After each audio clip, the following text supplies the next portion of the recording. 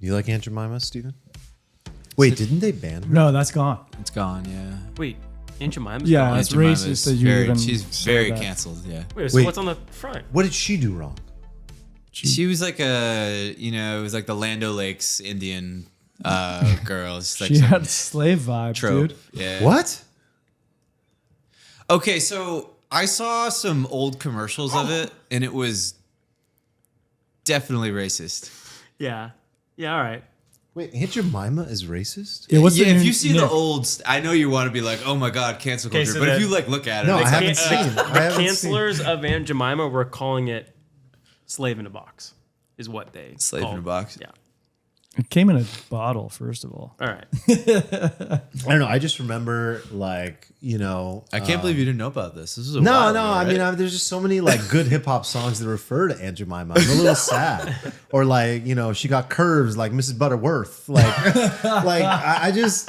I like the little syrup You're ladies. so I'm Sacramento. just sad. Yeah, I'm just sad. Like all the little old syrup ladies are gone. Oh man. Anyway, I don't know what's going on anymore. Oh, man. So we're back from East Denver. We had an amazing time. We'll get to that in a minute. Before we do, just mentioning what's happening in this episode today. Welcome. Hi, we're here. We're on the YouTubes. We're on the Spotifys. We're on the Apple Podcasts. We're on every app. If we're not on your app, let us know.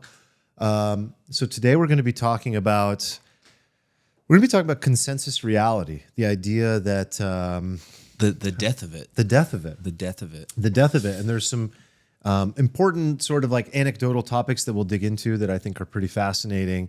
In particular, some stuff about January 6th that has come out lately. And Russell Brand's been making the rounds. I'm a big fan. We'll talk about him a little bit. And then we'll wrap it up with some ideas around masculinity. Should you live with your partner before you get married? And a Jordan Peterson video that we recently came across that we all want to break down and dive into. So, East Denver was amazing, guys. We got It to was meet a the community. blast. So much fun. Everyone's so rad. By the way, we kind of lived up to the whole. A lot of you listeners have came to us to the Bankless episode. We're like, okay, you go to Bankless for class, and then you come to us to go hang out at the bar and just chat about what you think about it. We might have missed a few days of the event. We did not You go guys to didn't class. get even your badge. Well, Did we you? were at the Missed event. class. We just so happened to get in. Nobody I'm got their so badge. proud that I never got my badge. I'm so It's like proud that I never consistent- even applied for a badge. It's just consistent. That's even better. You want You up to guys us. are literally smoking weed on their bleachers. Absolutely. Absolutely. You're the bad kids. I just found a way to always have like the hall pass or just made my own and walked your around. way in, yeah. Walked around during like period. Like it was amazing. Yeah. So no, we had a great time. I mean, the fact that we had an event at all, I thought it was really interesting. Like the night before, first night of East Denver, we went to the Bankless event, which was great. David gave a little heartwarming speech. Great I thought that was lovely. And we were there. We got to meet some of the Alfalfa peeps. And the fact that that was actually Bankless's first ever meetup as well, Was it? after Yeah. all these years, Wow. is really cool. And then here we have ours the next day. Yeah, it's crazy that ours was bigger. I mean, it wasn't far behind considering the discrepancy in audience sizes. Like, pretty cool. But I just think we have an incredible community of people. There are so many people we have not met that are in the community that weren't at East Denver that we'll see at future events or just hang out with in Discord. But it was really special. I have to say, I dropped into conversations that were like best friends for life that I'd never met before. I mean, that's really the vibe I had. It was really cool. I think meeting everyone from the community that has been listening to the podcast or just in the Discord or both, that was a huge highlight. Like putting faces to the Discord names and trying to match the actual names to the Discord names was fun. But I think we had a sense that, it wouldn't be like meeting strangers, on the internet because we kind of all think about the same topics. We like to talk about the same topics. And I was just blown away by like everyone's like their backgrounds, their experiences, the High skill sets level. they have, the fun personalities they have, like all around from everyone. And so if you're in the Discord, know that we have confirmed everyone is as cool as they are in the Discord in real life. Yeah, so Maybe even cooler. We went out to the bars and then we all got along so well. We went out to dinner all together Right. afterwards. And then we all met up at the bars again the following day. Right. No, it's 2 days. Oh, whatever. 2 days later. We had a good time. Can I share a funny story from Yeah. East Let's Denver? have something. Okay, for sure. so I was going to share this in our Discord, but I thought it'd be better for on air. When we all show up at 8:30 a.m. to record our live episode, right? We actually get on premises. You guys, you don't have your badges. Nobody has badges, so you guys almost all got kicked out. Well, first we had to wolf our way past the security. yeah. You guys don't have badges, so we're almost not let in to even record our episode.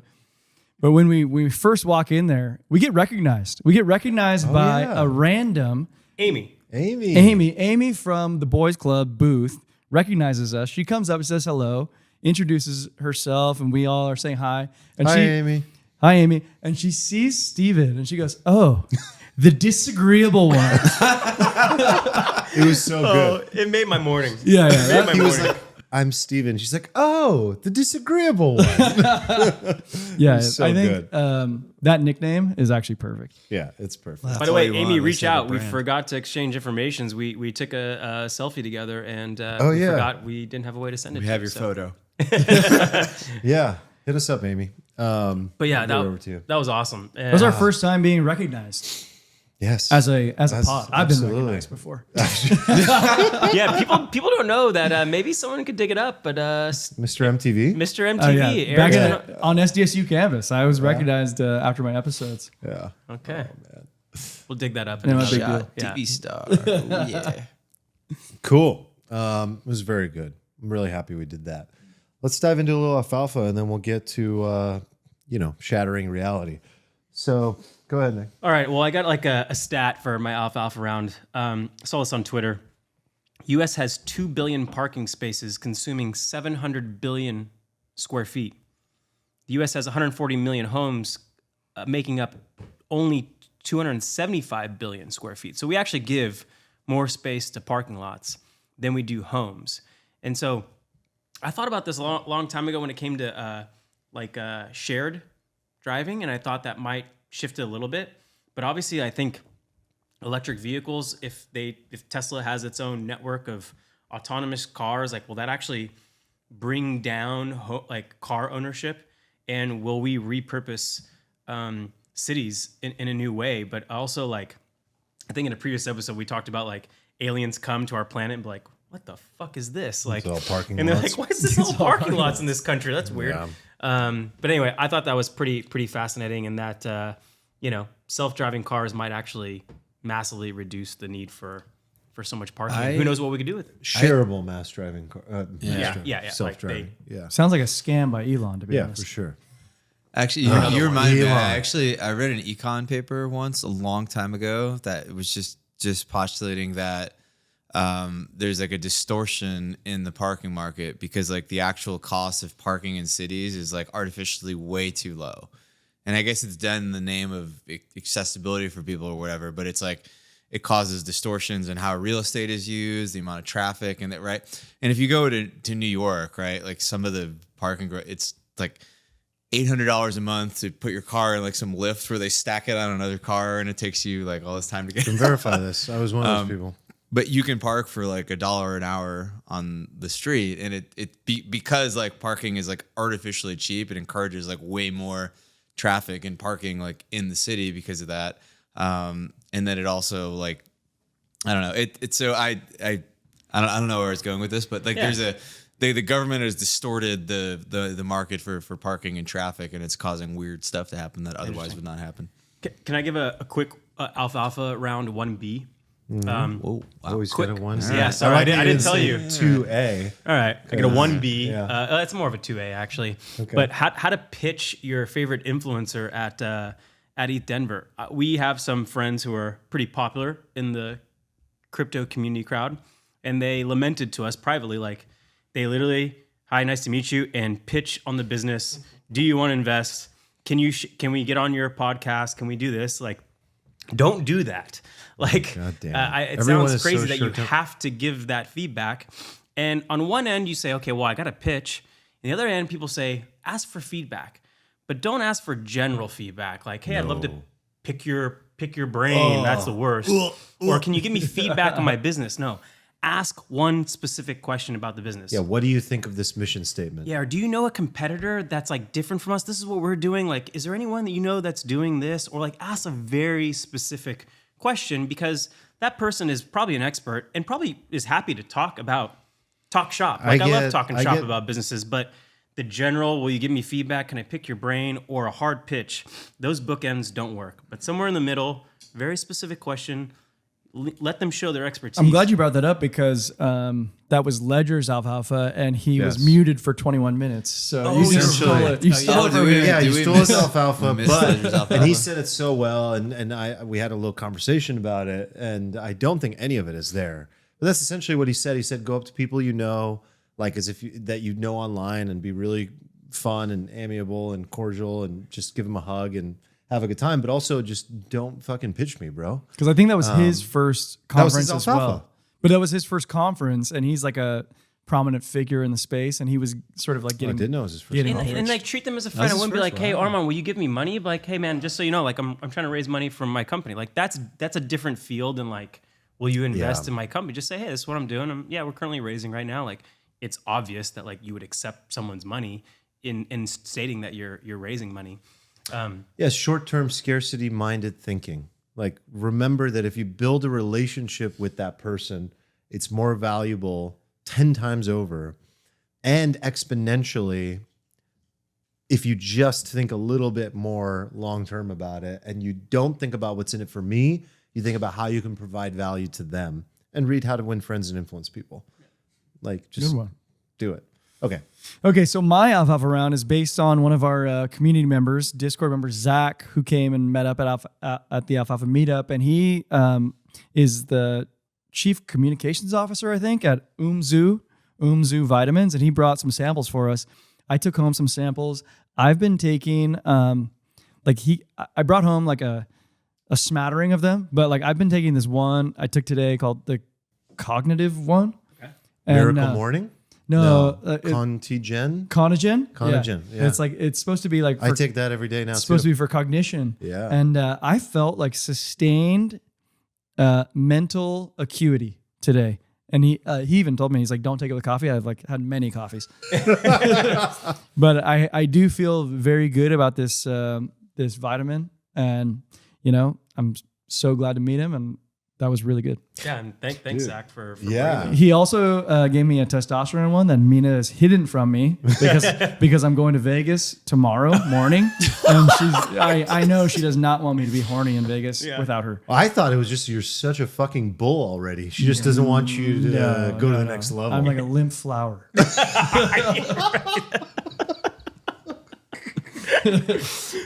a limp flower? Like 8-day-old, like in the vase.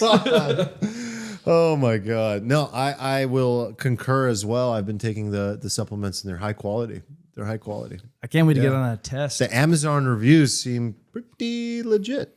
Yeah, So thank you, Zach. hashtag not an ad. Yeah. No, that's not an ad. I just want to No, say it was a gift. He just wanna literally say thank came, you. showed his face, brought 5 boxes of vitamins and Oh, second of all, we're Instagram friends now. Oh. Zach is jacked up. He's fucking ripped. I hope so. Yeah. Yeah, What's supplement company. Instagram?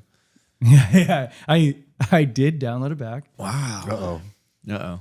All right, you have anything, Done. Steven? I forgot. You don't. So I'll go. I've had this thought, maybe it's a little sobering, kind of a departure from all this testosterone-driven. Okay. No, just I was on the USS Midway this past weekend hell for the yeah. first time. It's parked in San Diego, and it's Aircraft? Yes. Is it an aircraft carrier? A retired aircraft carrier. yeah, it's beautiful.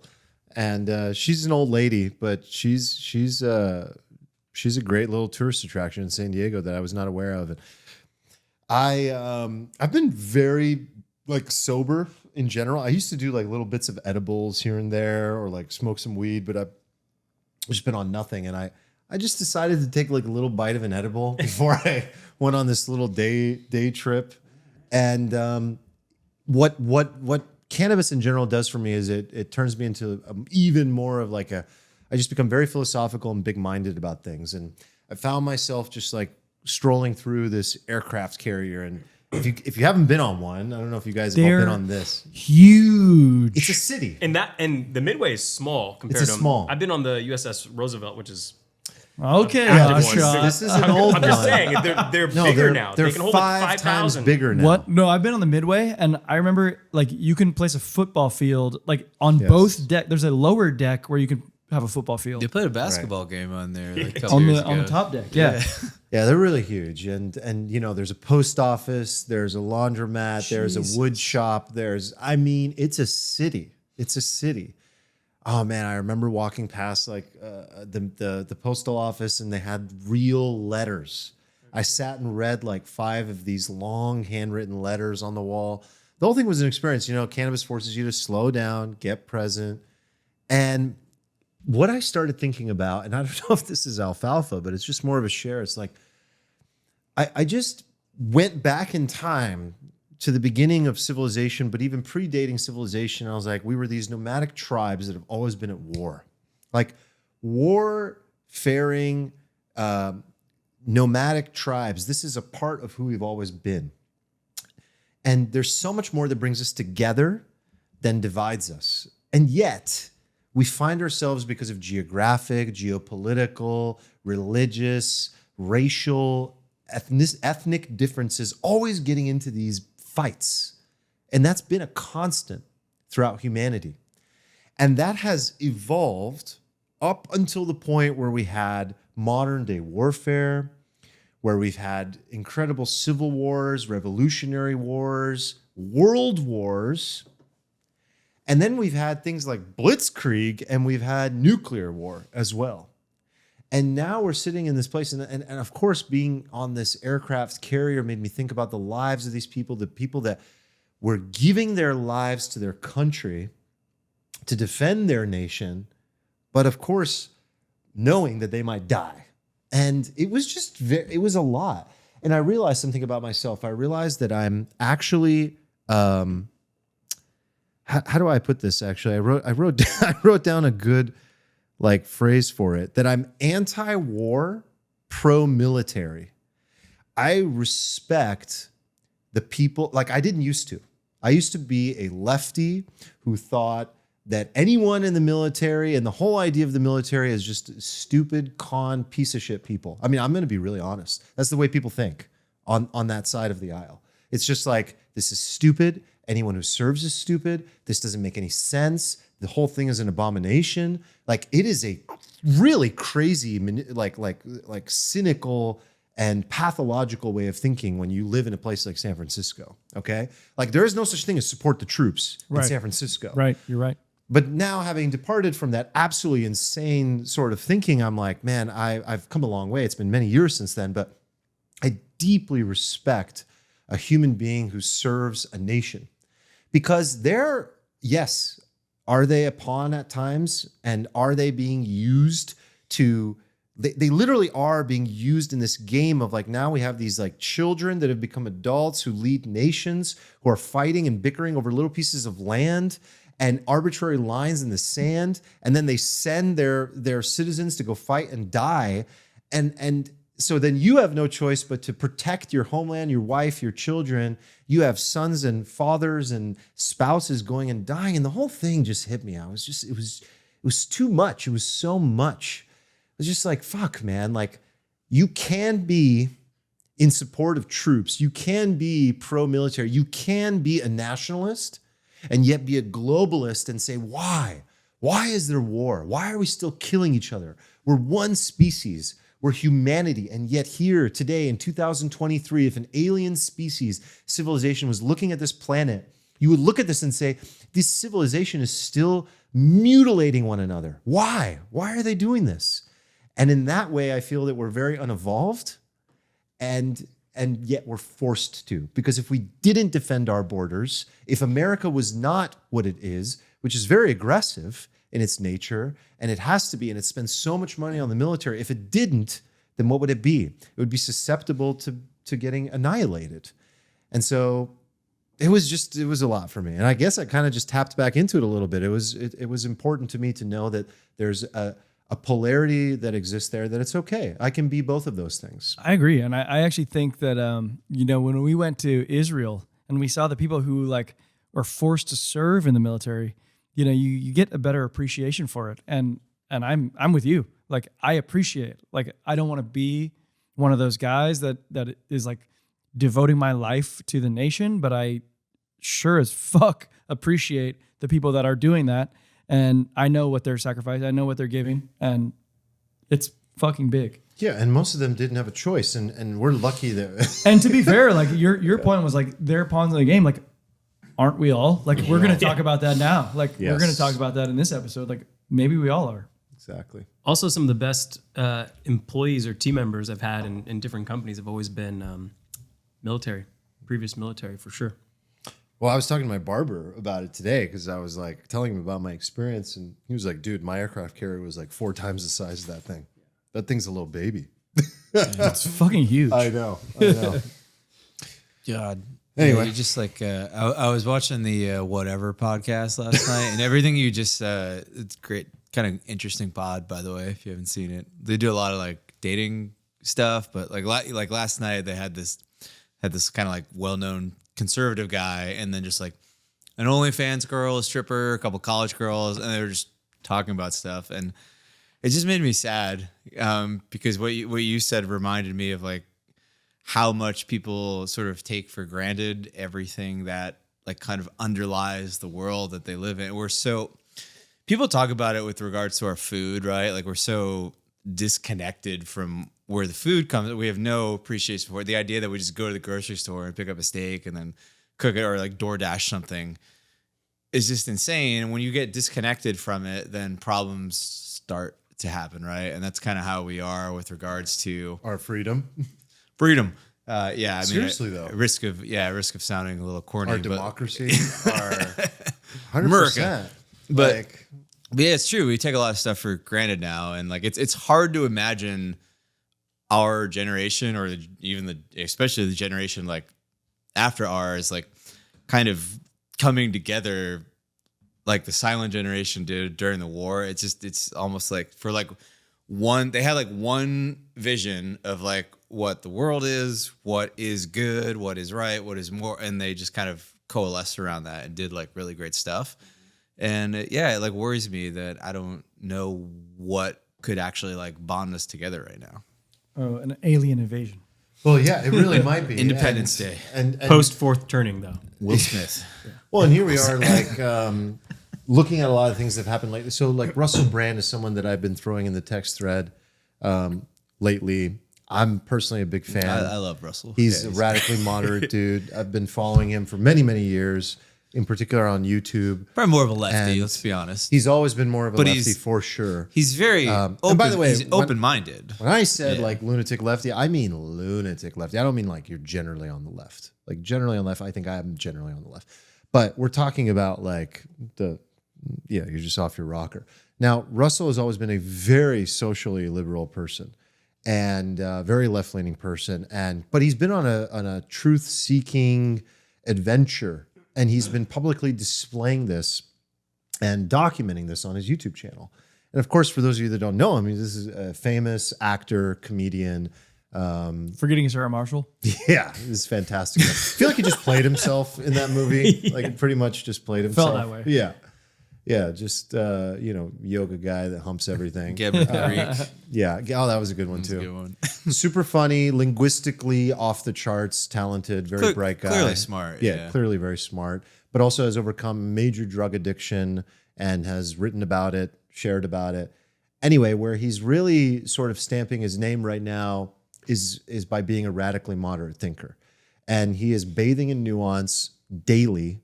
And he recently went on a big circuit, on a big media circuit. And so now he's a little bit more even in everyone's awareness than before. He was on Rogan. He was on, I guess, Bill Maher. I haven't seen that. But what is he poking at, really? Like, what is going on? Because he's been documenting COVID, media lies, January 6th, everything. He will not hold back from tackling any of this. But like, is there like a through line to what he's really all about, Stephen? I'm curious because you also watch him. I think most people plant their flag in left or right or libertarian or social, whatever, right? But like, he's sort of planting his flag in like truth and social well-being and like love, like broadly speaking. And I think that's like a message that resonates with a lot of people. The thing that got my attention was he was on Bill Maher a few nights ago, and he had this dialogue with the MSNBC anchor who was on the show, and he went on some rants about how MSNBC is just Fox on the left, and he's like it's no better, it's no different, and he kind of like really ripped the mask off it. And he actually did a follow-up video on his YouTube channel that I think was even better.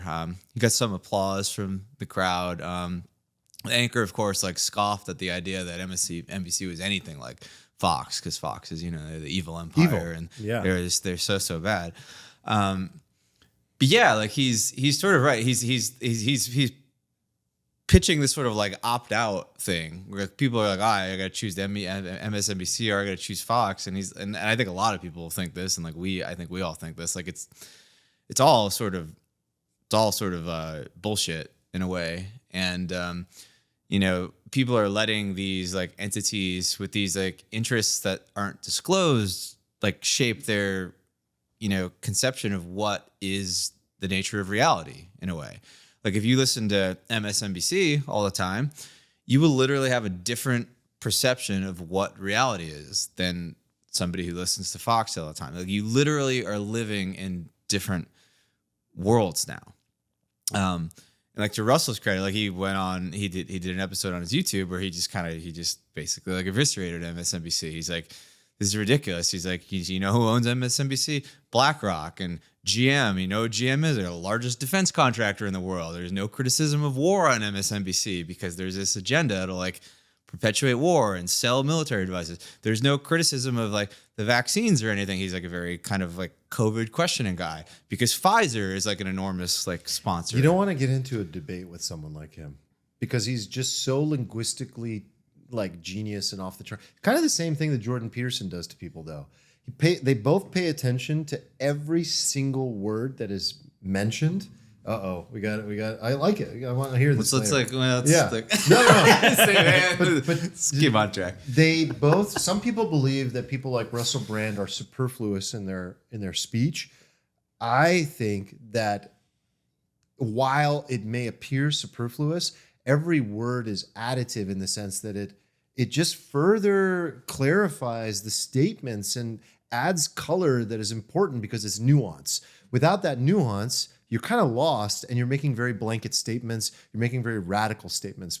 But what Russell does well, which I think Jordan Peterson also does well, is they're very, very particular about nuance. But that's not the point of the conversation. Yeah, I think the point that underlies what he's talking about, in a way, maybe it's not his exact point, but it's what I thought about it when I saw him and I saw all that. Like a lot of stuff happened in the last week. And I was actually listening to a Hidden Forces pod with Dimitri Kofinas a few days ago, and the topic was they brought forth this idea of like the question of the pod was like, what happens to consensus reality? And I thought that was like a very interesting concept, like consensus reality. Like we used to, as a nation, as a culture, like there was a consensus about what reality is, and now we don't have that. We just simply create, like, we're crypto people, right? And one of the whole point of blockchain, right, is like you have all these individual autonomous actors that sort of get together and they achieve consensus, like what is truth, right? What is the true state of the chain? What is the financial history of this system? And it's a beautiful thing in that like these people who don't trust each other or interact with each other in any other way, like they just sort of are able to come to a consensus on what reality is. But in blockchain world, like when there isn't like consensus, you get something, you get a fork. The chain splits. There's two different visions of what the chain is. And like that's what's happening in society right now. Like we've forked society. Like we've got like the Bitcoin Cash of base reality and the Bitcoin of base reality, and like there's all these like other chains going on. Like people have like opted out and they're doing their own version of base reality and sort of like propagating that. And it's like mostly being, fed through these media outlets that Russell points out are actually not so dissimilar in like what happens underneath of it. And I think the biggest example of this, like I think it was like a huge like red pill moment for a lot of people, was like, I know for me it was COVID.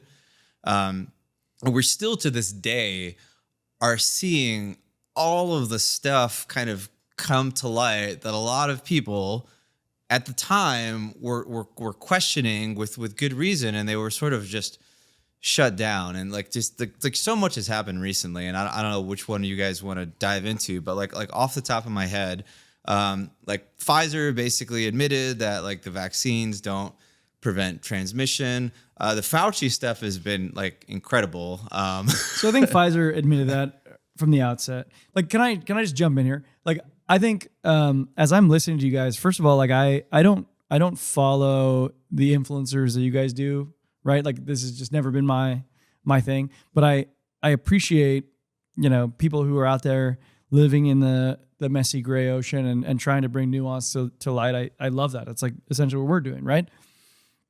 I love that.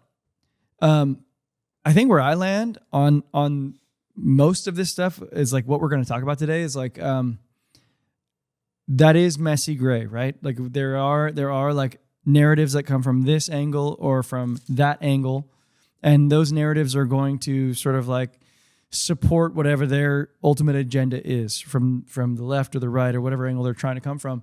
And I can live in this messy gray that remains gray. You know, like this to me is like I don't know. Is that okay? Like it's sometimes okay, and I think there's messy gray within messy gray, right? So like I don't. Oh shit. Yeah, we're gonna go like messy gray inception. So I think COVID itself is like very messy, and I don't want to turn this into like necessarily like a discussion on like, oh, were lockdowns effective, whatever, right? Like there's stuff that's come out in the last week. So two things came out I think that are worth noting. Like one has been the revelation that Anthony Fauci, back in the day, like, do you remember when the lab leak hypothesis was put forth and then Fauci basically squashed it? There was like an article published in Nature magazine and everybody cited this as being like, oh, but this is the thing. What a great study. And Fauci cited it. Well, this week we learned that like Fauci himself commissioned the article and sort of approved it. There was no disclosure. So I don't think there's messy gray with that. I think it's objectively like that's what happened and it's not good. But then we had another thing happen this week, which is that oh god, like I think the Cochrane Group, they're very, very held in like high esteem. They put out a huge meta study on masks, right? And this one was interesting to me because I was on Twitter and I have like a very like healthy diet of left and right Twitter.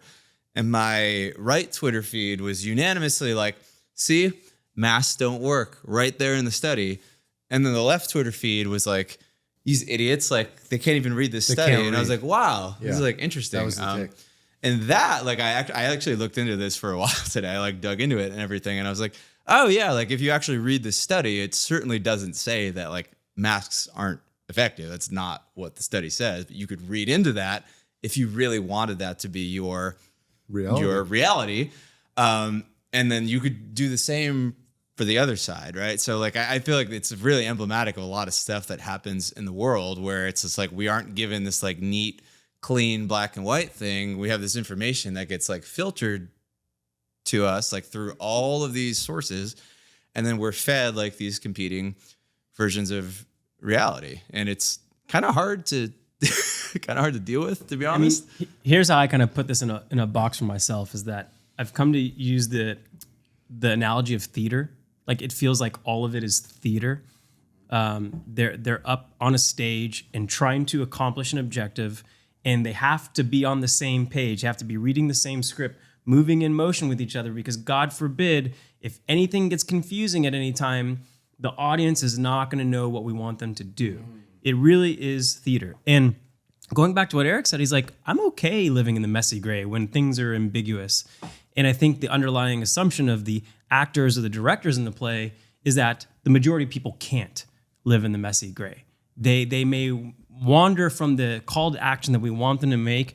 They assume that we can't handle ambiguous information or conflicting facts at any time, and that they need to have a script in order to move masses at times. And Of course. And if everyone lived in the messy gray, like what would it would what feel would like happen chaos for politics? right. Like, So no one would prescribe to any one person way of thinking, and no one would wield power.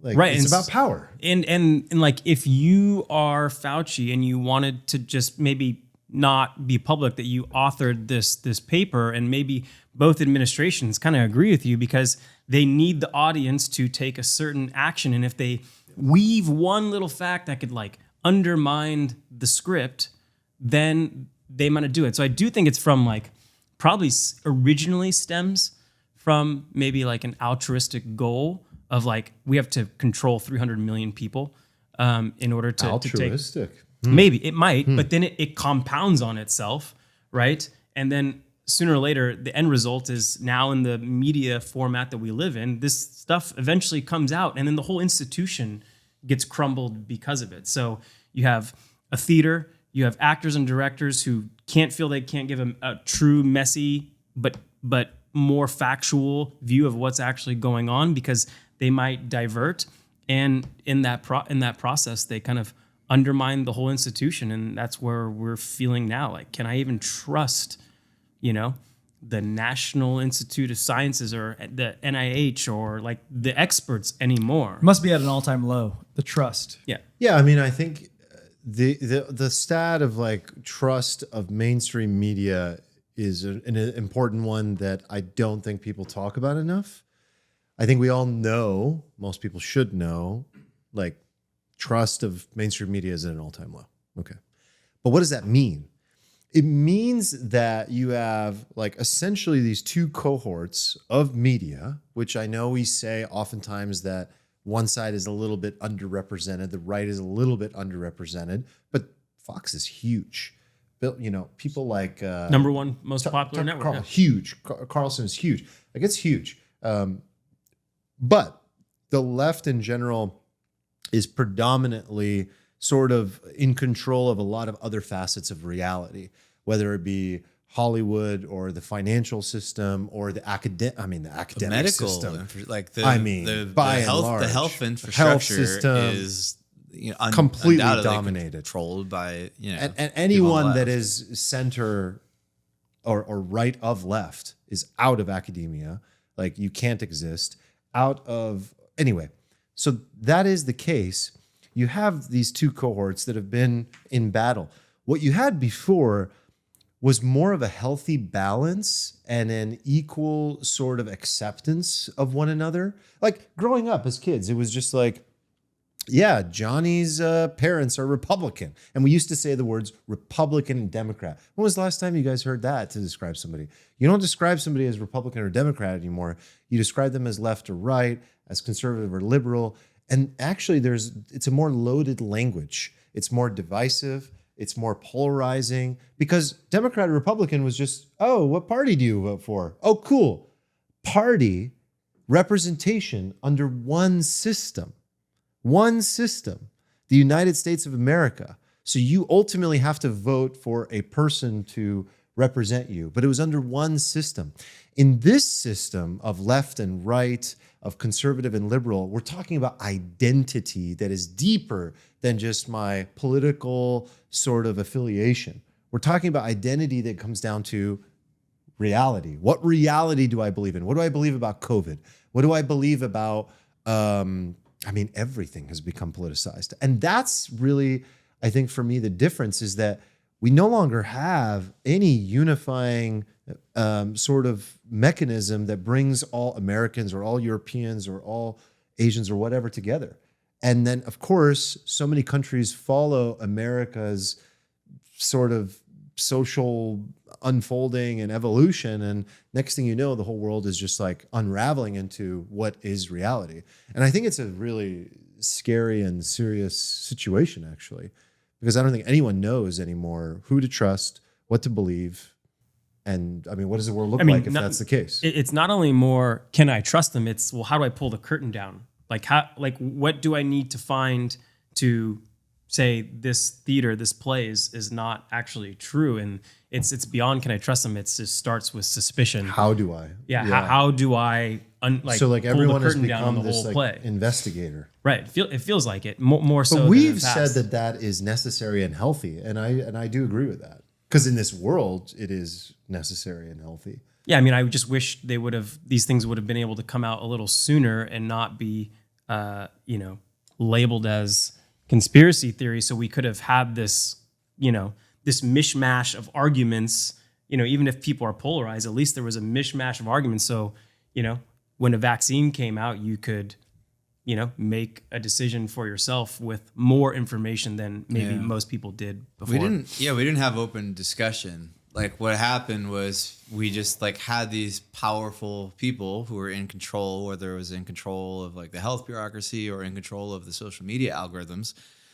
They decided that this is truth and I'm going to shut down everything else. And I'm going to sort of do this like ends justify the means thing. Like you see this a lot, right? Like this is like the optimistic in a way look at what happened. It's not some like global cabal trying to do stuff. It's just like, oh, but these people in power thought that they were smarter than everybody else, that of course they should use their intellect to like enforce this like, view upon the world. And it's a very dangerous thing because like we've often seen like intellectuals and elites in society wildly overestimate like how intellectual they actually are and overestimate their ability to centrally plan things. This is like a very central tenet of like conservatism and libertarianism, the idea that like the marketplace of like human wisdom is much smarter than even the smartest gigabrain in the world. And you kind of saw that happen. We've got some like fourth turning stuff going on, right? We talk about that. Like when you're in the fourth turning, you have the downfall of the institutions. There's like loss of faith in the institutions. I think it's like an interesting discussion of like why this happened. Like I understand sort of like people on the, like we'll call them like the sort of intellectual elite side of things, the scientists, and they're like, of course, they're like these stupid people, or we need to like a good telling thing was the leaking of that WhatsApp chat with like the former UK like health minister, where he's just talking about how they have to release the new. I thought it was fake news when I saw it. He's talking in the chat about like releasing the new variant. It looked so to fake. Scare the pop, but that's what they were doing. They're like, we need to scare them with this fake made up thing so that we can enact the public good. It was like, when do we deploy the new variants? Yeah, right? when do we deploy the Yeah, new because variant? and I like think, as if it's like we're shipping code, like a new feature. yeah, because I think they got stuck dystopian. on this original hypothesis they came with, that everyone has to take the vaccine, and this is the one objective that we're going for. We're not going to be like this discovery driven approach where we kind of reevaluate our Is hypothesis. that what you think it was? I think so. And then So you think deploying the variant was simply to fit scare the people initial into agenda make the action of the that you initial- want. of the initial Got to keep the outcome? Yeah, script. the- And also, if you're on a government level and you reverse the script, in their minds are like, we failed. Like we are a failure because not only did we get it right, but now we're reversing, and it's like flip flopping as a politician, as like a person in power is like a sign of like you don't know what's going on. It's weakness. You're for surely losing your job at some point. And so, yeah, it's. I think that's where I frame it. I don't frame it in this like I remember- malicious. We need to sell. We need to make sure our advertisers have enough money. Like I really don't know if that comes in. Russell Brand does talk I about think that happened too in other areas. Like I think the idea that these drug companies are throwing gigantic bags of cash at like we've all seen that clip right now where it's like CNN Health brought to you by Pfizer, And you're like, it's wait, is this a is joke? this real? Yeah. And it's just like Feels like Saturday Night Live. unsurprisingly, the whole health segment was just very pro you consuming Pfizer products. And it's like, should that really be how the world is? Isn't this like a weird conflict of interest? It made me think about like the sort of BBC model, right? Not that the UK had good outcomes, like, so that's why I kind of like pulled myself. I was actually talking about this with one of the guys from the Discord, like how I recognize the need to have some like collective action in areas like this. I think it's like maybe good to have like a government broadcast kind of network in theory anyway, because like these organizations get corrupted by their advertisers, or they push the narratives that they're like MSNBC is But backed by Wall Street. NPR and, was on the same path, right? Like Yeah, NPR followed the script. it's a good They're counterpoint. one of Yeah. the actors, And the UK was arguably one of the most authoritarian, dystopian, NPR is implementers in the Western world. So it's like NPR is hypothetically the narrator in the story, like I have a question for you guys. It's like a bit of a devil's advocate take, but it's an actual question because I don't know. So like what you're describing is like how the populace is sort of bifurcating itself. That's true, right? You have like left, right, like you described. But like what about in a segment of the population that actually ascribes themselves to something different or maybe bigger than left, right? Like you talked about the military earlier today. Like what about the guys within the military? I'm sure there are guys within the military on the left and the right. Yeah, I don't. Do super agree with you that. think Yeah. that like within that segment of the populace, that exact segment, do they have this infighting, or is that more of our thing because they don't have it because they're already worried about something bigger than that? They just kind of ignore this left right thing. Like I don't know. I don't know that many guys in the military, and all the guys I do know are actually just hard right. So I think there's like healthy discussion within like your super in group. I think that the country is not divided into left, right. I think it's divided into 4 quadrants. There's like a left or right, and then there's like a sort of like corporate and populist wing, right? Like people on the left like don't necessarily look at like MSNBC and like Nancy Pelosi and be like, oh yeah, this is great. Like our interests are being because they're just like corporate Democrats. They're basically in the pockets of Wall Street. They've done nothing. They did nothing on abortion for decades, right? Dropped the ball on that. And then they did nothing on like healthcare, all these like Green New Deal, all of these like things that are really important to like the left. It's just, they just throw them like little crumbs and they sort of like all push the corporate interests. And it's the same thing on the right. You got like Nancy Pelosi and you got like Mitch McConnell, like a lot of people on the right, they refer to like conservative Inc. Like the Daily Wire with Ben Shapiro. Like a lot of people on the left are like, oh, this is like far wing crazy. But there's like this huge faction on the right who like mocks that element of the right. They're like populist. They're like, you guys are like establishment conservatives. You're like fighting for these. And like people don't get this. There's this whole wing within the Republican Party that is very much not like free market. You got like Josh Hawley who's saying like we should ban social media for people under 17. Like that's not like a Milton Friedman position, right? So there is like this, there's actually a pretty big like splintering of these like groups like happening. It's much simpler than like a black or white, left or right thing. I guess I'm just wondering if you are worried about something much bigger than that, like your own life, and you're in the trenches with somebody else and your lives are at stake, do you just not give a fuck? I think that's maybe a bit of an outlier situation. Maybe. I'm just wondering because I don't know enough people in the military to know like how do they feel? Are they bifurcated or quadranted? I think it's similar like to your "what if aliens arrive" example. Like when you are in the military, you're representing the nation. When you're representing the nation, you sort of usurp any division that exists politically automatically because it's a nationalist patriotic action to serve and defend the nation.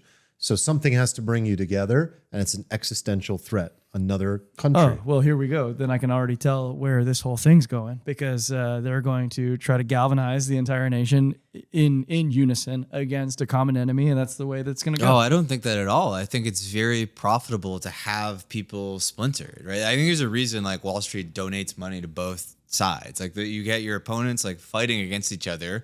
You sit back on the sideline and you win no matter who like wins the knife fight. I think that's what they want. I don't think there's an incentive to unify people. I think this sort of like happens by design, maybe not like from the top down, but like that's just the incentives of the system make it play out that way in a way. Well, if you guys feel satiated with that, because I'm going to pivot here. You want to pivot? Yeah. Fuck it. Let's pivot. So I want to pivot because we're 45 minutes in, but I know also this is going to be a good discussion. So one of the things that we've all discussed before, just as friends, is this idea of like we're all either in a relationship. One thing that is commonly discussed is should you live with your significant other, your partner, before you get married? And of course, assuming you get married, should you live with that person? And Jordan Peterson, he goes on these tours. He has these talks with audiences. He also does a YouTube channel and podcast and a million other things that he does to get his content out there. And I think everyone knows this, but he's a psychologist from Toronto, from Canada, clinical psychologist. And he went on this rant and he gave 5 reasons for why he believes you should not live with your significant other before you get married. Now, this is a topic that I personally have always thought about, wondered, what is best? Did I make the right decision? Did we do it the right way? Am I at a detriment because we did or did not do it this way? I mean, speaking just for myself, like Erica and I did not live together before we got engaged. We moved in together after we got engaged. And I have to say, like, it was a shock in a sense. And I've shared this with all of you. It was like, I've often said, I wonder if it had been a softer landing if we had spent time living together before we got married, before we got engaged. Because then I would have had the opportunity to learn how she lives, how she organizes, what is her this style, that style, what are our quirks, what are our mannerisms, what is the system of life that we're going to create to live together. And I've always thought that that is beneficial. And yet, at the same time, I look at many different societies where that's either not allowed or people just don't decide to do that. And Jordan Peterson had this really great breakdown. And I think you all watched it or at least have an opinion on the idea in general. But there's also a deeper discussion here that I think maybe is actually the more interesting part of the discussion around how a man in particular should approach dating and how to really look at the number of partners you want to have before you get married and you settle down with that one who's going to be yours for the rest of your life, assuming you're in a monogamous relationship and you're going to be loyal. You're going to be with one woman for the rest of your life. And there's some really interesting stuff around that. And there's a tweet that you shared, Stephen, that I think illustrated that. Yeah, so I think either one of those is interesting to me, but they're both interesting. I think I have a slightly different. I agree that there's like something bigger at the root of what he said. There's something bigger than like, should you live together before marriage? I think there's a discussion to be had on a lot of, I think, consensus modern wisdom as it pertains to dating and marriage. And the should you live together before you get married is like a subset of this idea that it is good to take your time to explore as many options as possible, to get things out of your system, to kick the tires on the car, to do everything you can to make sure that you are doing the optimal thing in your life for yourself. And only then you jump into the deep end of the pool. De-risked the whole thing as much as possible because you're making a lifelong decision. Yeah. Like that's like the basic idea. Try as many partners out as you can. Definitely sleep with somebody before you get really into them because I don't know, like you got to get that out of the way before you date them. You might suck at sex or they might suck at sex. We can't do that. And then like definitely live together before you get, as long as possible before you, because I don't know. Right. And I think that is actually, like, I would say that's consensus in the society that we all live in. Sure. I would say. And the JP video you sent, I think, is kind of a reaction to that and a counter argument to that. And I think that is sort of like the root question at hand here. Like, is it better to jump in the pool or is it better to do everything possible, check all of your surrounding areas, take as many swimming lessons as possible, wait till you're like 32 and then, maybe dip your toes in the water. So I'm curious, like, if anybody watched that or had like a strong, and I certainly have some thoughts, but I would love to pass the ball. I would love to pass the ball. Nick, you want to take the ball? Nick, yeah, Nick I thought he was like full of shit. Like, I thought you might full say that. of shit. I saw that coming too. Sorry, I banged a table that I couldn't agree more. You thought that he was full of shit? Yes. Okay. All right. Ahead. So He's very consistent in this opinion. I did think about the whole should you live before marriage, but let's take it as the example for the whole case we're talking about. I'll say it in one way first. One, I do think there is a certain amount of growth you need to have as an individual in order to make things work long term. Let's call it emotional maturity. And the only way I know to grow through emotional maturity is through making mistakes, growing experiences, getting corrected, having feedback in my life go bad, and be like, how did that go bad? And maybe you could do therapy and other ways to accelerate that. But for the most part, there's a reason they call wisdom, that requires experience. And, for all of us as a group, maybe there are past girlfriends that could have been the one, but like we were not emotionally mature enough to like make that work. Or maybe they weren't at that time and they needed to go through experience. And it's not necessarily about that person, but there needed to be experience in this case. And I think it really matters. The other point I'll bring up is you guys know Gary Chapman. He's an author. He wrote the book 5 Love Languages is his most popular book. So I call him like a credible person on understanding and studying marriage. I think the 5 love languages are a great framework. Yeah, Absolutely. I just want to be touched. The whole world knows, pal. So he has another book called Things I Wish I'd Known Before We Got Married. And you can look at the table of contents to understand where he's going. And he's talking about how love is not adequate foundation for a successful marriage. You need to understand their parents' relationship. You have to understand you're also marrying into a family, not just that person. You have to learn how to have disagreements with that argument. You have to learn how to apologize and forgive. You have to discuss chores, to-dos, management of a household and management of a family.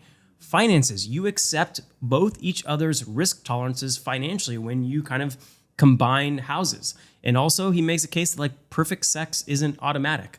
Like sexual fulfillment isn't just like from day one. So the point being is that not only do you need experience with other people, but I think you need experience with that one person to feel out like, hey, this is more than just us being in a relationship. This is a melding of 2 lives, 2 families, 2 risk tolerances, to everything that I don't know if it makes sense to take that risk in one lump sum by starting with a divorce. I also would say that, like you mentioned, cultures are very accepting of that like, hey, we don't live in each other until we get married. But those cultures also have the same thought towards divorce. Like, we just don't get divorced. It is not acceptable. It is ultimate failure. Some are religious, some are cultural. Like a lot of traditional Indian families, just it's not thing. You just tough it out.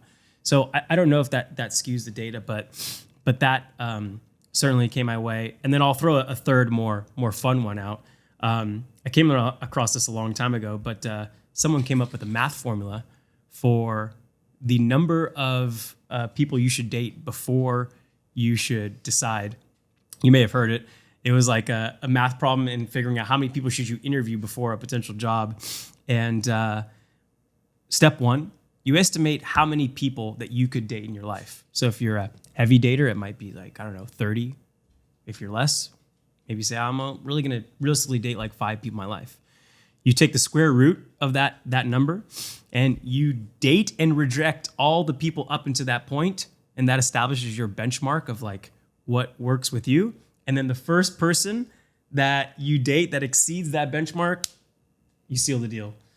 I don't know. That the math formula is more for fun. The algo found an algo. But there is a formula out there if it just all seems too complicated and you want to. I love that there's always a formula. You want to default to. Well, I guess we figured it out. It's the formula.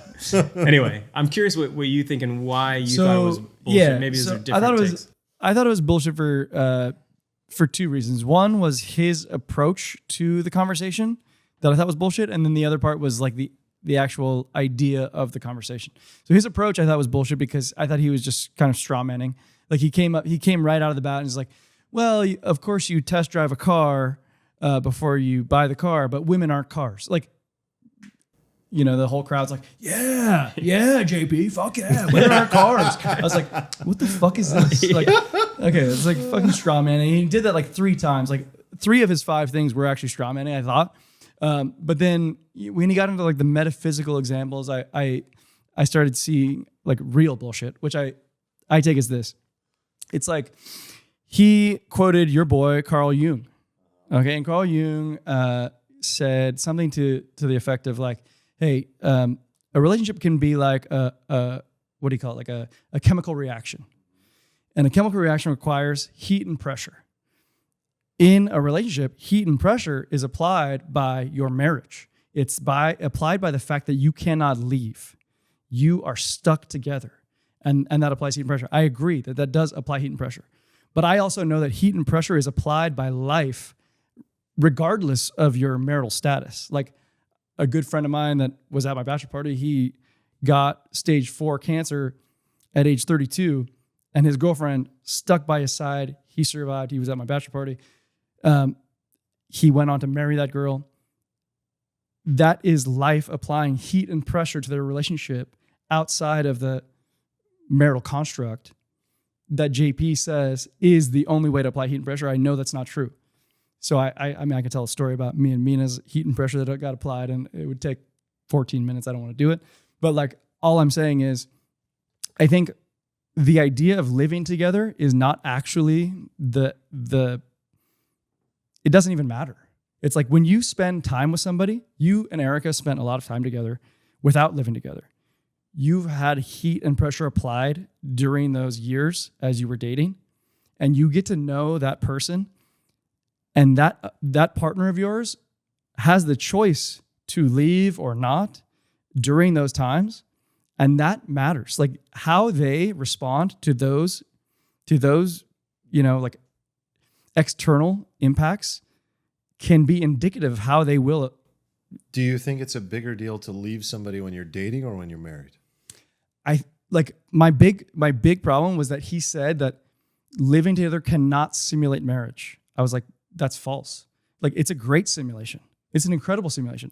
When you're living with somebody, they have the choice whether or not to leave when life gives you heat and pressure. And when they stay, when you both choose to stay, that's the best simulation. Like, fuck. That's not true, bro. That's not true at all. If you're just living with someone, it's a lot easier to leave. If yeah, you're you not can married. literally just leave. I agree. You just go at What are any you time. talking There's about? there's no consequence. There's I no mean, societal, I asked you, what happened with that girl, Eric? You're like, Jessica. I mean, we moved out. I left. Like, no big deal. But Arman, I got a divorce. Which part are you Eric, disagreeing hold with? on. Are you disagreeing with the fact that life cannot apply heat and pressure? No, Or I'm are you going to the No, second it's part like of your flying comment. a plane where you don't really know how to fly, and you like have a parachute, and you're flying a plane, and you don't really know how to fly, and you don't have a fucking parachute. And like one of those scenarios, you're like, I gotta fucking figure out how to land this plane. We're in it now, so I want to pick it. Let's all like dive into this. Like, I'm specifically on the part about: is it easier to leave a relationship when you're married versus dating? Yes. Okay, so if you live with someone before you are married, does it do anything? Ultimately, Yes, it instructs exactly how you will respond to heat and pressure. yeah, it instructs you to be easily able to walk away. No, I'm Because telling until the the marriage is there, So what I'm saying is that like you've married somebody, and so have I. I lived with the person before marriage. I guess you did too, but like you dated for a long time before moving in. We're both married. We're both happy. Does it matter? No, that's my point. This whole argument is stupid because at the end of the day, all you're trying to do is assess whether or not you two want each other for life. It has nothing to do with whether or not you live together or not. Living together means you spend more time together, which means that you might have more opportunities to apply heat and pressure to the relationship, which can simulate what marriage will force you to do. But at the end of the day, I don't think it fucking matters. I think we're conflating Yeah, two I think things. we're missing the Is this point. We're missing here. a point. We're Jordan's missing the point that like the more partners you have beforehand, the more That's likely another you're- That's point. another point. I Okay, think it's a separate point. they tie. Look, I think these things tie into something that is much deeper. And this is why I think at a Jordan societal Peterson and level. people like this get misinterpreted so much because they're packing in like 17 points that are really each like necessary to unpack. And I agree with all the points you're making, but I think there's different ways of looking at those points. So I do think this is important shit, and we should take them one by one. I'm trying to organize this. Yeah. So number one, the most important, like, Are women cars? okay. So because I think it's easy to straw man someone who's straw manned as well. Like it's so easy for us to straw man everything we Yes, heard. I feel like he's and I feel straw like you manning the did. straw man. I Yeah, think I feel like you did. We're in like a straw man inception right We now. are. So, okay. Let's just start with like, is it beneficial or not to live with somebody before you get married? I'm saying it doesn't matter. You're saying it doesn't matter. Yes. But I think we should leave the pressure cooker analogy aside. Okay. Okay.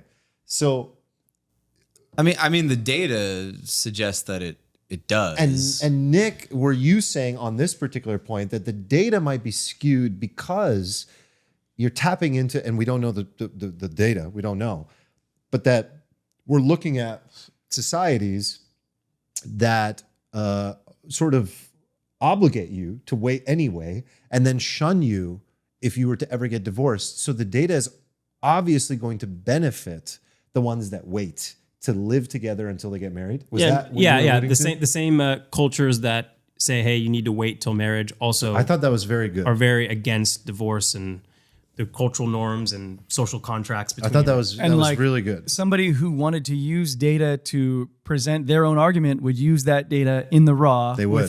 without talking about the nuance that Nick's Without talking suggesting. about it. Yeah, that's very fair. I mean, to his credit, That's he very fair. did point out that there is In the likely a very- selection bias in the in very data, first- which there likely is. In the and 15 obviously seconds where this correlation thing doesn't- started, he mentioned that, and I'm like, oh, good. Yeah, solved. There is a big selection bias of what I'm about to say. So data was point number one. I don't know if there are other points, but I think there's like a deeper thing here that I found it to be true for me anecdotally. I think there's something Wait, that just did like, you live together before? we did not live You did together not. until I proposed. Okay. Until we got engaged. No, which I think is optimal. And what I found is that by moving in together after that point, there was a strength to the relationship that did not exist before. I was not going to be able to just walk away. And there were things that came up that, of course, in a relationship are frustrating, or you learn things about each other. And there's like this, I called it a shock. It's like this shock of like, now we're finally really living together. We're not just living together 5 days a week because we date each other and we're spending time at each other's houses, but now our closets are joined, our lives are joined. We have to clean the house together. We have to do all those things together. And there's a bit of this like, whoa factor. Oh my God. And at that point, you force yourself to say like, I got to find out how to make this work. And I think that the obligation of the union, that now this is something he alluded to. You have gone through a ceremony.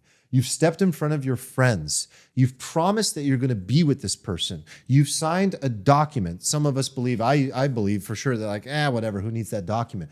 But you're doing all these things that signify that this is important. Oh, I completely agree with all of that. And this part for me really stood out, where it's like, yeah, the fact that I did that, I stood in front of my friends. If you're religious, I stood in front of God. I made a promise. I said till death do us part. And you do all these things. That is significant. all that shit matters, and that's my point. He's strawmanning because that's not what we're talking about. We're talking about living together before getting married. He's talking about marriage. Like, marriage does matter. We're talking about living together before marriage. Of course, JP, marriage matters. I feel like you're totally missing his No, point. he's a fucking straw man. No, his piece of point shit. is that Oh my God. his point, which like Oh my I God. sort of agree I'm not with. following, Like, I don't, Eric. I'm not following. You're saying that marriage matters. Standing in front of your friends and giving your Yes. vows to each other matters. I agree. The fact he's that talking about living the together fact before. that as a society Right. we take marriage as this thing where we have to kick the tires and make sure all of our other we don't have any other better options and make sure everything is good. It sort of defeats the point of it. Like his point was that there is this element of faith in marriage, the leap, the idea that you're just jumping Yes. blindly into the abyss. There's something significant about this. So when you treat it as like another transaction, one of the other billions of transactions in life where you check out all the reviews and you make sure this is good, you optimize it, you are inherently And then like no matter killing what, something about it. You're always making a leap eventually. And so when you make that leap, but you wait to make that leap until you're married, what it does is it just forces you to figure things out. It adds pressure. And you go through a journey together where you get to know each other in a new way. And he had a whole rant about that. as well. Here's another take too. Like I think that I think the whole dating paradigm of society is like totally fucked. I would like to transition away from the JP video, which I'll throw in the Discord, but more toward this like this dating idea. Yeah, and like, I say that as like a lifelong participant and enjoyer of this like fucked paradigm, and somebody who has gone through it all, and like I would say like hasn't made me any happier or better as a person. So like I'm saying this from experience. Like, Would you have been happier if you would have married the first girl you dated? that's not the question. Like That's that's not a the straw question. man, right? That's not the is a question. straw man. Like he's It not is. advocating for marrying the first person you date, but like when you take the institution very seriously, right? And you date and you're like, okay, like the next step is we get married. There isn't like, oh, we're going to move in and then we're going to live together for like 7 years or something. But that's also a straw man. Why can you not take it seriously when you move in and think of that as a step towards marriage? You could. Why would you? Let me finish my point. We're there now. We're at that point. Let me finish my point. When you have this sort of like idea in force that's cultural, right? Where it's just like, you're dating. The goal of dating is to get married, and the goal of marriage is to have like kids and a family, right? And there's this strict structure enforced. People take the dating serious. What our current like society like has created this thing where there's this like soupy nonsense that people float through, where it's just like, where are we? What are we doing? Like, doesn't matter. No And it lets people just fucking coast. And then like they don't take the institutions, and at the end of it, you get like a bunch of fucking nonsense. Like it's no surprise to me that everybody's like wandering around like unhappy. Everybody's fucking getting divorced. Like everybody's having more sex than ever with more partners than ever, but people are more miserable. It's because like the rules like were put in place over thousands of years because like society's evolved to realize how dumb humans are and how bad that like, and that those structures evolved for a reason. And like when you break that apart and you just allow people, like if you give like a 7-year-old like leeway, do what you want, like here, that whatever, but get there, they end up like missing the mark more times than not, because like there's like an element of that structure that makes things fucking work. And when you remove that, like it doesn't work as well. And when you say like, oh, I have the option to do this or that, you take it less seriously, whether or not you think you do. You're like, I have an escape valve. Whenever you think you have a parachute, whenever you think you have an escape valve, you are likely to kind of slack off more. You stay in things maybe you shouldn't be. Like, I would argue that like some of my past relationships, like if I was forced into this paradigm where like, okay, you get engaged, you move in. Let's just like, I think engagement is reasonable. Like, I think you get engaged and move in. I think that's fine. Maybe marriage is a bit of a stretch. But like, if I had that, like it would have forced me, especially in my younger years, to be like, oh, wait, why am I here? What am I doing? But because I didn't have that, you get this like frog in boiling water thing. And you're like, yeah, I'm just kicking the tires and I'm doing this. And then you wake up one day and you're like, where the fuck am I? But so that's a way to, it provides respect for the institution. But do you think it provides for a happy person or two happy people? It may be a good setup for a marriage that lasts, but will those two people be happy? Like, would you be happy in the first 2-3 years when you're like, holy shit, we're actually really misaligned in these 3 areas and we're going to stick it out because like, I respect this thing. I made a commitment. What you're saying is an argument for things you do in the dating process. Yes. I don't think it's an argument for what you learn as a result of living together. Like, I am not advocating for going on one date with somebody for 3 months. You don't want to speed run The Bachelor necessarily. 2 weeks. I'm really enjoying the season of The Bachelor. We can talk about it another time. But no, I don't really want to. Alfalfa next week? Maybe Zach's really been growing on me. Wow, this is very revealing. But no, I think there is something deeper here underlying society. There's this idea that permeates modern society where we have this, like, we want this abundance of options and alternatives, and we are like trying to hyper optimize every element of our life and squeeze out every little bit of self pleasure. And in the end, a lot of people seem to be wandering around without purpose and like. So let me read this tweet you found. What do you guys think about this tweet? This is Bowtied Broke on Twitter. For single guys, take it from an old man who was 6'5", stud back in the day, and all that nonsense. Self-call. Wow. Yeah, I know. Was always told, get it out of your system before you get married. But here is a reality for you young 20-year-olds. You don't get it out of your system. You get it in your system. I found this very insightful. But you have to clarify, what are you getting in your system? So by having sex with a lot of women, the idea as a man, and this might be a shock to some women that hear it for the first time, it's like common male talk.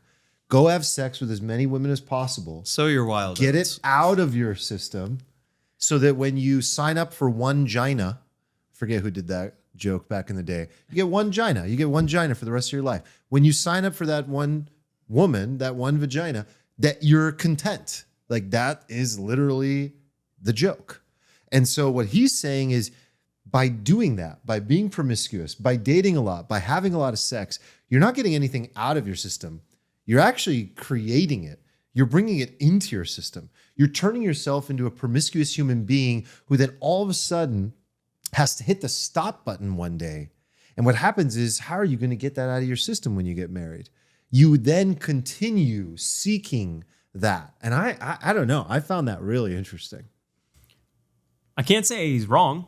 Like I can't like provide evidence to say, yeah, this is why I agree with that. But I also can't disprove that. I think he's right. He might be right. He might be right on that. I think where I land on that point is that it reminds me of elementary school, like DARE program, where it's like, don't smoke any weed. That's going to make you a fucking druggie for the rest of your life. You know, like, no, you're going to become a heroin addict. It's like, it doesn't have to. It doesn't have to. Like, I do think that it is. But we're not all Eric Johansson. It does. It can be dangerous. I agree. The least addicted person in the universe. Yeah. What is dopamine? Yeah. No, like that can be dangerous, of course. But like we all, I mean, fuck, we know a lot of guys that have gone through this path and don't have this affliction that this guy's describing. You know, like, hey, he's going to become a trader and be like, Steven, why are you so stressed out? What's going on? Yeah, I mean, what he's saying. So I have this like, I believe it. I have like these two voices in my head where I'm like, absolutely, I totally agree with this. And then if you're like, okay, go back in time and live your life that way, I'd be like, absolutely not.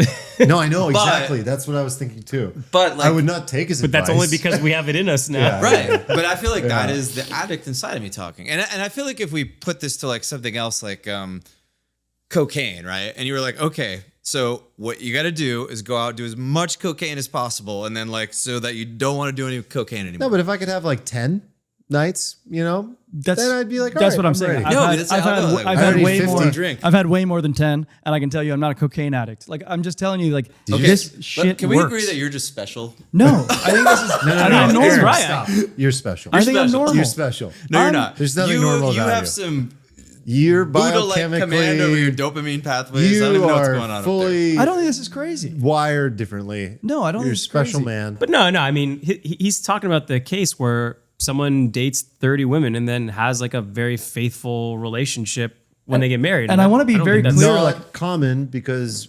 80% of dudes cheat. So. One of the What? Oh yeah. Okay, hold on. 50% of them end up getting divorced. You don't think more than that end up cheating? Hey, 79% of stats are made up. So I want to bring this back to something JP said, because he said something to the effect of, oh man, what was it? He said like, fuck, it's even eluding me now. But like, I'm a believer that none of this shit has to like firmly apply at all times. Like, Okay. I agree with that. I think that's Yeah. fair. Like, at the end of the day, like But that's just stats. But we need You're frameworks. still- Okay, so here's- we need them. Yes. So I'll go anecdotal. You guys don't like this, but anecdotal for me is I'm that out. here's what JP said. JP said that when he specifically like was alluding to dudes doing this, but he's like, when dudes are hooking up with other girls, it can be very exploitative and stuff. And I was like, but it doesn't have to be that way. Like I know a bunch of very casual sexual encounters where it was like two people who found each other attractive and didn't want to spend the rest of their lives together. And I think that's fine. Yeah. And that's how I feel about that, where it's not like, no, I'm going to take advantage of you and like tell you I love you, but then you think that I love you, but I don't. Like, He was finding a commonality between people who have promiscuous sex are also thereby exploitative by nature, that it's like common in criminals, so it's doesn't common have in to a be that relationship. way. Like, And I sometimes- thought that was one of his But weaker also, ones. like this tweet only applies to someone who desires this end outcome. Like, if your desired end outcome isn't to be happily married, then like this is all moot, right? Like maybe the person who is like a casual sex enjoyer is just like, I don't want that. And so it's not even worth that discussion. But like this might be targeted at somebody who is like, I want this end state for my life, but everybody's telling me I got to go out there and get all out of my system. And by getting it out of my system, I'll be like, it's like you go to the gym, you pound out like 80 reps and you're like, I can't lift anymore. I'm good. But I think there's something to the tweet No, where it doesn't work that way. I think there is something like you're like, well, can I just maybe go back and only have 10? But what if you only had one? what if you vagina? had zero? That's my point. Like, I think there's a bigger part that he's missing, which is like, at the end of your days, you actually regret the things you don't do.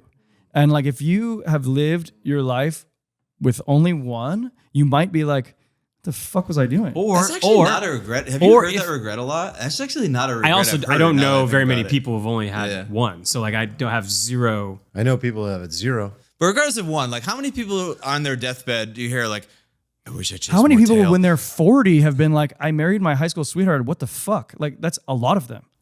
We're wading into the total anecdotal right now. I know. I would throw a couple quotes out there. Your stats are totally accurate too. So. Once you pop, you can't stop. Once you go, Ignorance is bliss. hold on. Once you go Persian, there's No other version. Yeah, That's what happened to me.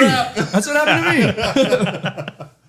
oh man. Like there's a lot of truth to those ideas. I think like ignorance is bliss in a lot of areas. Yeah, like if you only had one and that's the only one you knew, it might be the best thing you've ever thought of. Like the brain ignorance is definitely compares bliss. stuff all the time. Of course like, it does. If you Like, give if it you- a baseline, it's like if you're and there's- dating today, if you're on Hinge and Tinder and all the apps and you have sex every week and you know that you can have something different every single week and you've tasted all the colors of the rainbow, how do you ever choose a flavor? You find the one.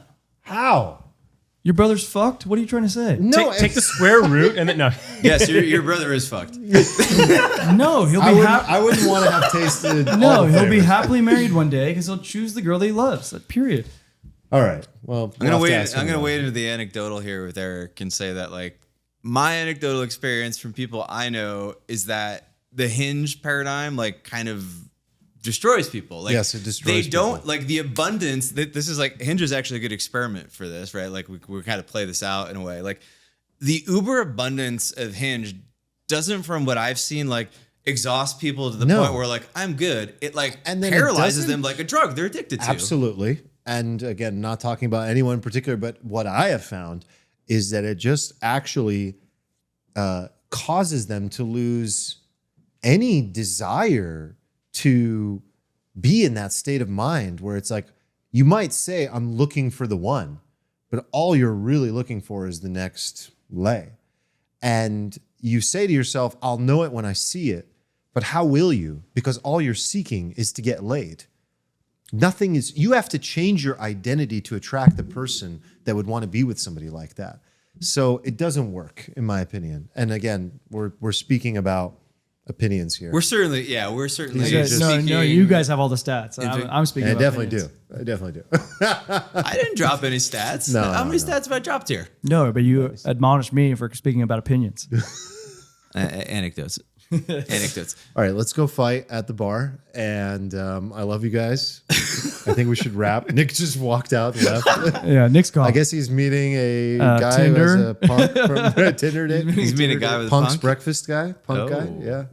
Look forward to Crypto that. punk. Okay. All right. Let's go have a little Wednesday. Cool. That was a fun spirit. I don't know if we accomplished anything, but I I enjoyed think it. sometimes what I've heard from people is, "Hey, I like when you guys just duke it out over." I a don't topic." think And this is like it a was- solvable thing. It wasn't solvable. I do think I think it's like an interesting topic. I actually It was a really good like topic. these social kind of cultural So do like I. non-solvable I want to wrap it questions. here. Like I again am not saying that living together is good or bad. I'm saying it doesn't matter because at the end of the day, you want to just love the person, and that's it. Yeah. And like I think that JP's stance is too extreme. He says, "Don't ever do this" or whatever. It's like no, just be in love with the person. You find the person, and that's it. Poetry. That's a wrap. Peace.